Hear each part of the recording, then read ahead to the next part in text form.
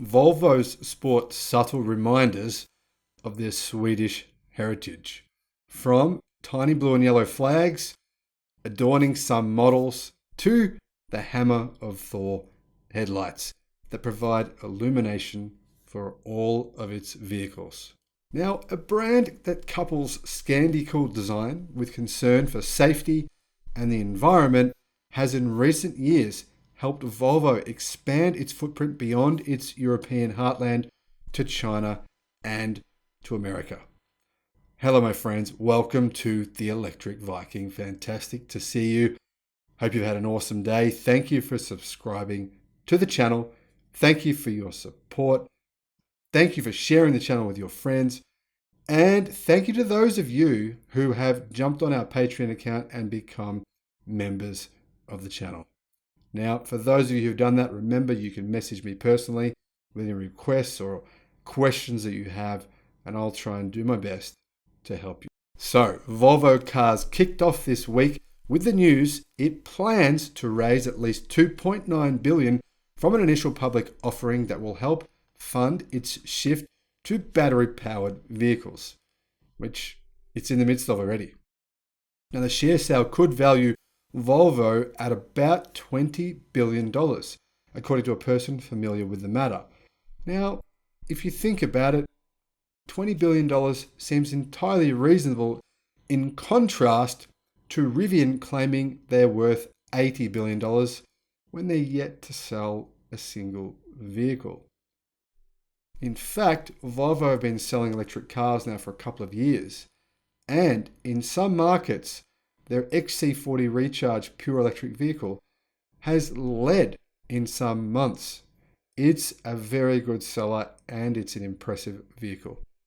Now, the listing is the latest chapter of what has been a remarkable turnaround story since China's Ziyang Geely Holding Group bought the Swedish carmaker from Ford in 2010 for just $1.8 billion, when it was almost a basket case.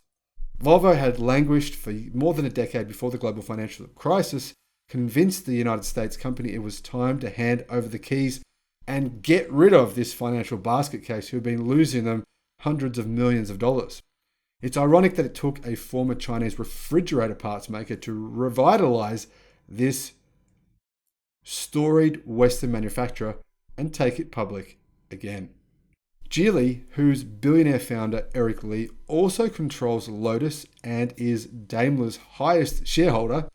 Probably didn't know that, did you? Geely, Chinese company, is Mercedes' highest shareholder. Have a think about that. They helped foot the hefty bill to overhaul Volvo's lineup, which allowed it to operate with a fair amount of independence, which is pretty impressive if you ask me. The light touch patronage paid off. In 2015, Volvo sold more than 500,000 cars for the first time in its history. It took a global pandemic to snap its 6-year streak of setting annual sales records. 6 years in a row after being bought from Ford, they set annual sales records. 6 successive years of increases in sales. Now, under Geely, Volvo has been constantly pushing to reinvent itself. In 2019, it became the first major European carmaker to offer plug-in hybrid or fully electric versions of every single one of its models. It's experimented with new sales strategies, including a subscription model promoted in ways that turned heads. A German marketing campaign, for example, featured shiny Volvos along with a tagline, "Don't buy this car." Volvo is now planning to rid its vehicles of leather and put laser sensors in its flagship SUV to offer highly automated highway driving. Thanks to backing from Geely, China has become Volvo's largest market, and the company set a goal earlier this year to go fully electric by 2030, but it appears as though, based on where they're at right now, they're going to hit that goal probably in 2026. For all its success boosting Volvo's value, Geely has struggled somewhat to cash in on its investment. It pursued a Volvo IPO in 2018, but it shelved the idea after investors balked at the company's proposed valuation of as much as 30 billion, people familiar with the matter said at the time. So they wisely removed that plan until things changed. Well, now times certainly have changed, with investors now eager to back EV companies as governments around the world move to phase out combustion engines and go all electric. Geely is now listing Volvo and also partaking in the market debut of Polestar, which just agreed to go public by merging with a blank check firm at a roughly $20 billion valuation.